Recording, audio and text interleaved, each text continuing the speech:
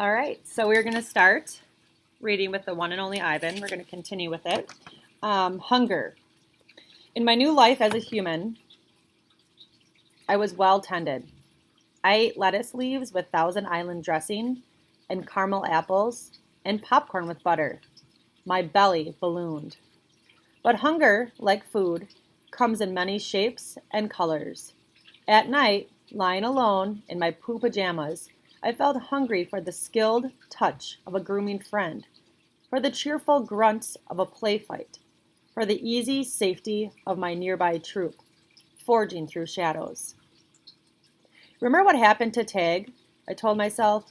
Don't think about the jungle. Still, sometimes I lay awake, wishing for the warmth of another just like me, asleep in a night nest of tender prayer plant leaves.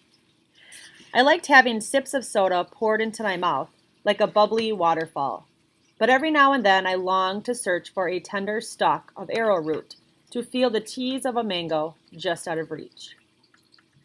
Still life. One day, Helen came home with something large and flat wrapped in brown paper. "Look what I bought today," she said excitedly as she tore off the paper. "A painting to go over the living room couch." "Fruit in a bowl?" Max said with a shrug. "Big deal." "This is fine art.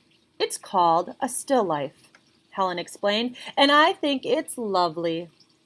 I dashed over to examine the painting, marveling at the colors and shapes. "See," said Max's wife, "Ivan likes it." "Ivan likes to roll up poop and throw it at squirrels," Max said.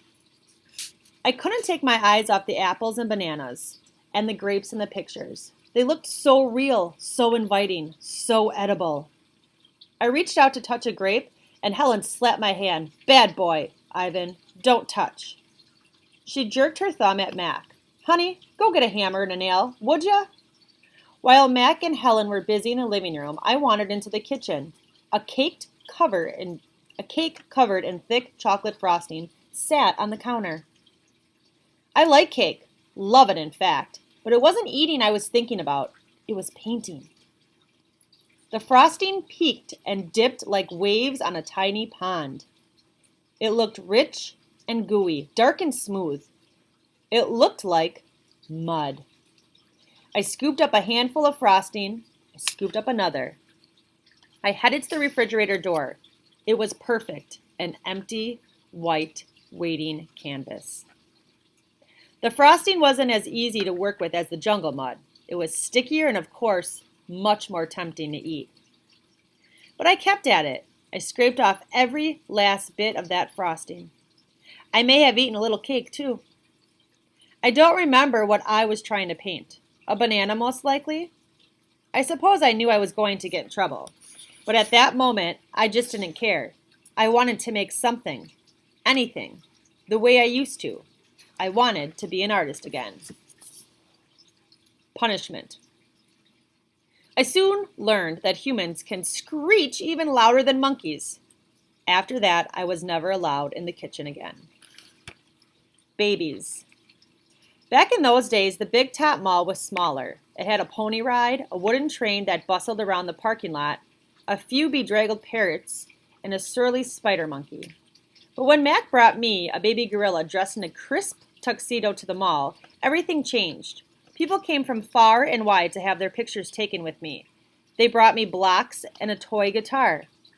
They held me in their laps. Once I even held a baby in mine. She was small and slippery. Bubbles flowed from her lips. She squeezed my fingers. Her rear was puffy with padding. Her legs bowed like bent twigs. I made a face. She made a face. I grunted. She grunted. I was so afraid she would fall that I squeezed her tightly, and her mother yanked her away.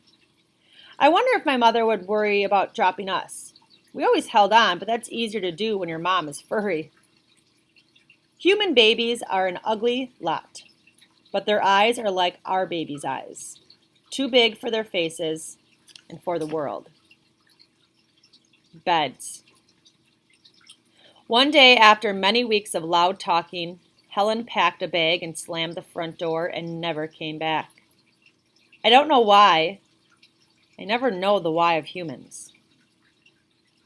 That night I slept with Mac in his bed. My old nests were woven of leaves and sticks and shaped like his bathtub, cool green cocoons. Mac's bed, like mine, was flat, hot, without sticks or stars. Still, he made a sleeping sound like a rumble of my father used to make when all was well, a sound from deep inside his belly. My place. Mac grew sullen. I grew bigger. I became what I was meant to be, too large for chairs, too strong for hugs, too big for human life. I tried to stay calm, to move with dignity. I did my best to eat daintily, but human ways are hard to learn, especially when you're not a human. When I saw my new domain, I was thrilled, and who wouldn't have been? I had no furniture to break, no glasses to smash, no toilets to drop Mac's keys into. It even had a tire swing. I was relieved to have my own place. Somehow I didn't realize I'd be here quite so long. Now I drink Pepsi, eat old apples, watch reruns on TV. But many days I forget what I'm supposed to be. Am I human? Am I gorilla? Humans have so many words, more than they truly need. Still, they have no name for what I am. 9,876 days. Ruby is finally asleep. I watch her chest rise and fall. Bob, too, is snoring. But my mind is still racing.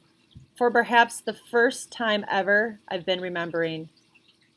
It's an odd story to remember, I have to admit. My story has a strange shape. A stunted beginning, an endless middle. I count all the days I've lived with humans. Gorillas count as well as anyone, although it's not particularly useful skill to have in the world. I've forgotten so many things, and yet I always know precisely how many days I've been in my domain. I take one of the magic markers Julia gave me. I make an X, a small one, on my painted jungle wall. I make more X's and more. I make an X for every day of my life with humans. My marks look like this. You can see them there. The rest of the night I mark the days, and when I'm done, my wall looks like this. And so on until there are 9,876 X's marching across my wall like a parade of ugly insects. A visit. It's almost morning when I hear steps. It's Mac. He has a sharp smell. He weaves as he walks. He stands next to my domain. His eyes are red. He's staring out the window at the empty parking lot. "Ivan, my man," he mumbles. "Ivan." He presses his forehead against the glass. "We've been through a lot, you and me." A new beginning. We don't see Mac for 2 days. When he returns, he doesn't talk about Stella. Mac says he is anxious to teach Ruby some tricks. He says the billboard is bringing in more visitors. He says it's time for a new beginning. All afternoon and into the evening, Mac works with Ruby. Ruby's feet are looped with rope so that she cannot run. A heavy chain hangs off her neck. Mac shows her Stella's ball, her pedestal, her stool. He introduces her to Snickers. When Ruby obeys Mac, he gives her a cube of sugar or a bit of dried apple. When she doesn't, he yells and he kicks at the sawdust. When George and Julia arrive, Mac is still training Ruby. Julia sits on the bench and watches them. She draws a little, but mostly she keeps her eyes on Ruby. Bob watches too. He's hiding in the corner of my domain under knot tag. It's raining outside, and Bob does not like damp feet. Ruby trudges behind Mac, her head drooping. Endlessly, they circle the ring. Sometimes Mac slaps her flank with his hand. Suddenly, Ruby jerks to stop. Mac pulls the chain hard, but Ruby refuses to move. "Come on, Ruby." Mac is almost pleading. "What is your problem?" "She's exhausted," I say to myself. "That's the problem." Mac groans. Idiot elephant. Idiot human, Bob mutters.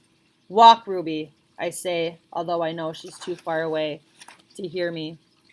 Do what he says. Walk, Mac commands. Now. Ruby doesn't walk. She plumps her rup on the sawdust floor. I think maybe she's tired, Julia says. Mac wipes his forehead with the back of his arm. Yeah, I know. We're all tired. He pushes Ruby with the heel of his boot. She ignores him. George looks over from the food court where he is wiping off tables. Mac, he yells. Maybe you should call it a day. I'll close up. Mac yanks on Ruby's chain. She's anchored as a tree trunk. He pulls harder, falls to his knees. That does it, Mac says. He brushes the sawdust off his jeans. I'm through playing around. Mac stomps off to his office. When he returns, he is carrying a long stick. The gleaming hook on its end is almost beautiful, like a sliver of moon. It's a claw stick. Mac pokes Ruby with the sharp point. Not hard, just a touch. I can tell he wants her to see how much it can hurt. I growl low in my throat. Ruby doesn't budge. She is gray, unmoving boulder. She closes her eyes, and for a moment, I wonder if she might have fallen asleep. I'm warning you, Mac says. He breathes out. He stares at the ceiling. Ruby makes a huffing sound. Fine, Mac says. You want to play it that way? He draws back the claw stick. No! Julia cries. I'm not going to hurt her, Mac says. Just want to get her attention. Bob snarls. Mac swings. The hook slices the air just a few inches above Ruby's head. See?